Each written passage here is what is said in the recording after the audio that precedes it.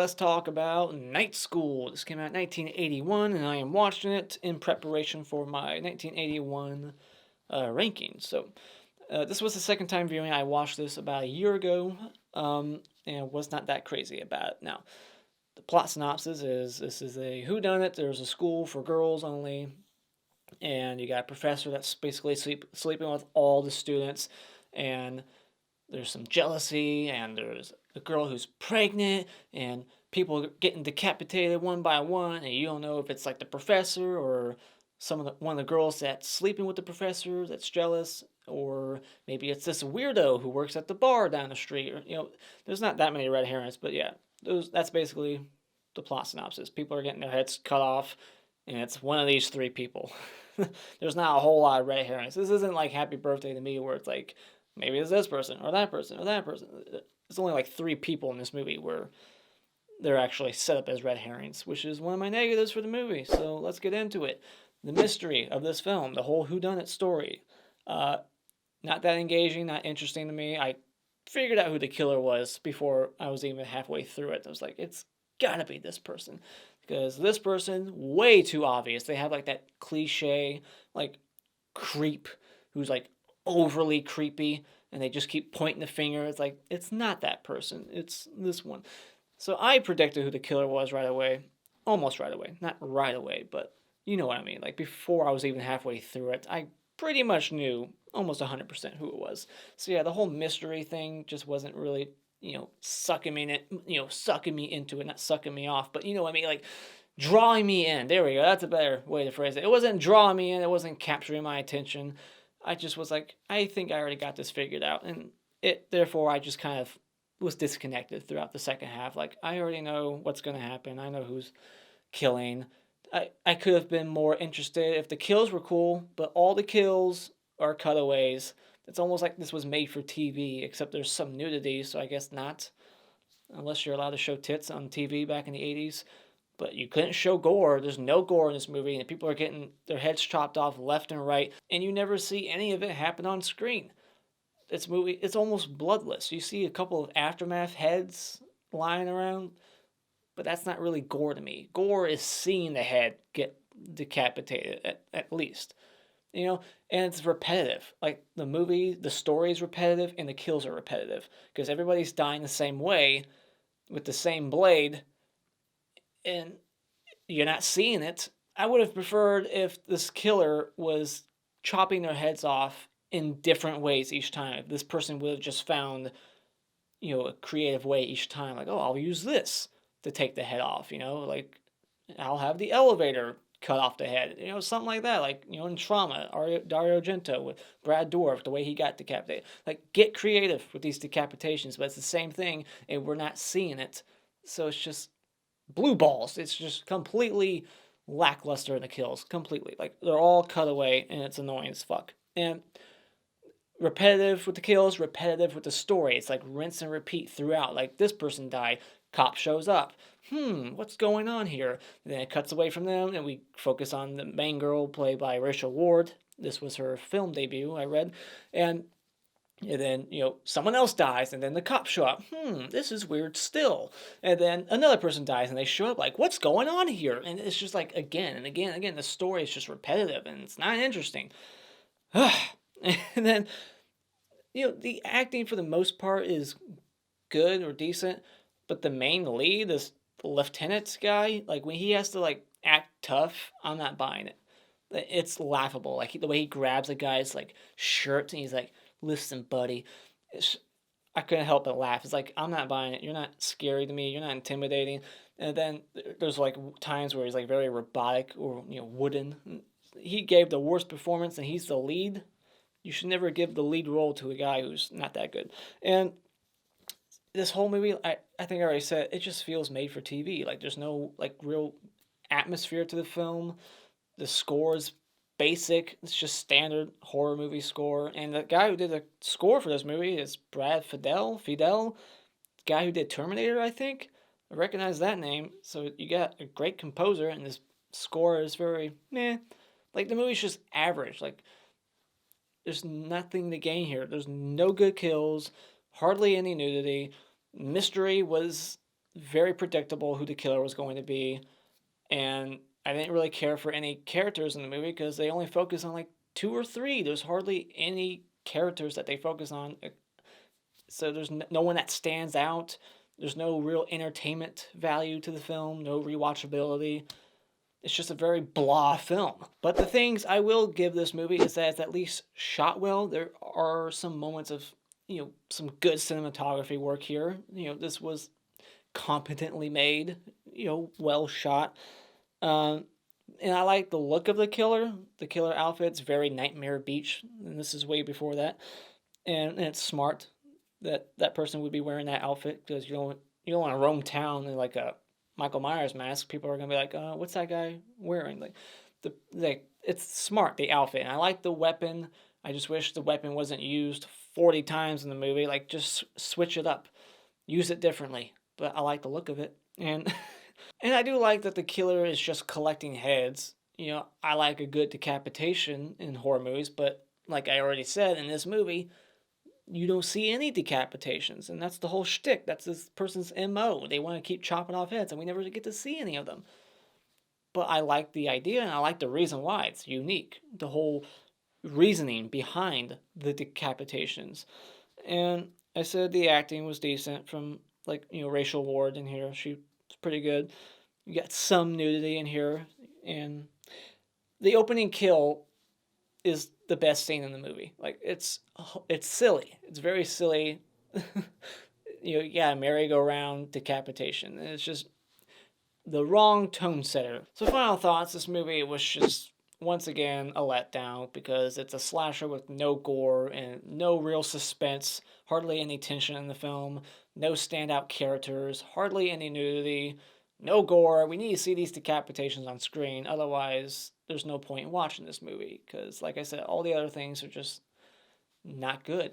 This movie's very, very blah. So when it comes to Night School, skip it because this movie is just wasted time. All right, let's speed through the spoiler discussion because I don't want to talk about this movie for too long. All right, so we get this silly opening playground kill, merry-go-round, and she's just getting pushed around and around, and she never just thinks to like throw herself off. She's like, stop it, and she keeps like ducking the blade, like she keeps like getting swiped at, and she keeps ducking, and then just finally gives up on it, I guess, and she just lets her head get whacked off. Like, really, would your head get whacked off in one swipe? Like, this person's not that strong, and that blade is not that sharp, but whatever, it's just a movie.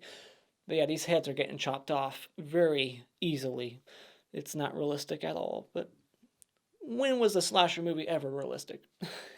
So, this guy's apartment, this lieutenant, he needs to stop letting his wife decorate the place because she just has like 1,000 fake trees everywhere. What is she, a botanist?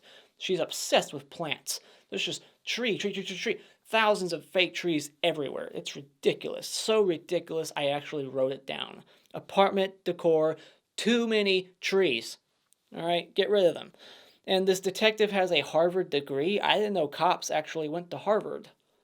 I guess this guy did. I didn't know that. I think if you're going to have an all-girls school, just to avoid scandals, you should probably not hire horny men as professors.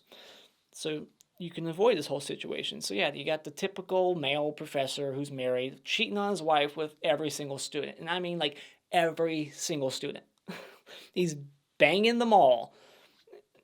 So yeah, that's just typical shit. And then we get the typical cliche creep red herring who is not going to be the killer, but they still waste time making him seem like he's the killer with this like 5-minute like stalk sequence. And even though she sees this creep stalking her, following her home, instead of like walking to, the police station or somewhere to get help, she just leads him all the way to her house. It's like, why would you do that? And then she has like that door chain thing. That ain't keeping nobody out. Door chains are pointless. I mean, you could break that thing with one push. Door chains are just fake security. And the professor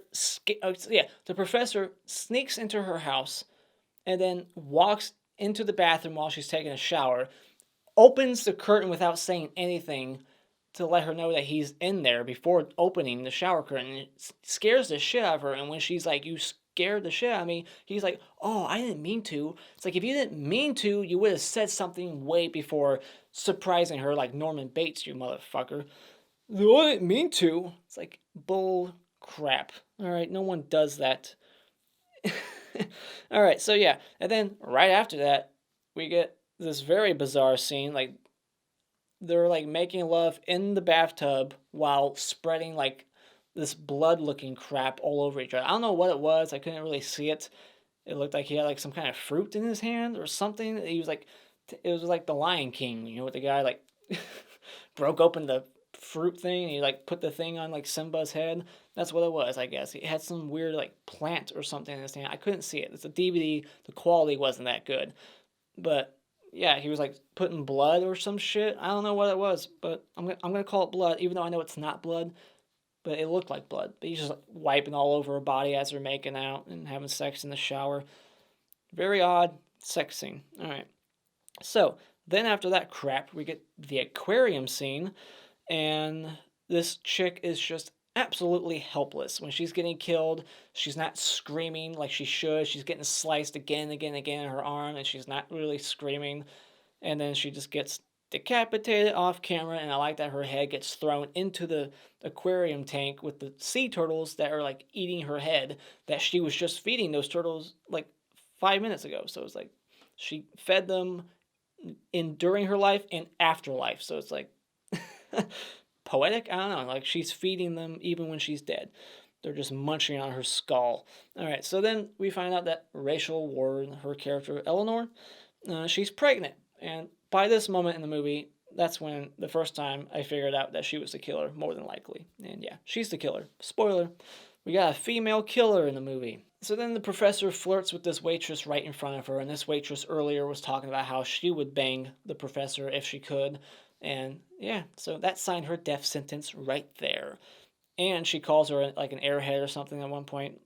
So yeah, so she gets killed for that, and off camera as well. Very lame kill. And so then not only is the professor banging every student at this place, but the dean, or whatever she is, whatever her title is, she's just Miss Griffin. So the female professor, she's also trying to get into the pants of all these girls. So it's like they have like this whole system set up, because she knows that this guy is banging all the students, but she won't fire him for some reason.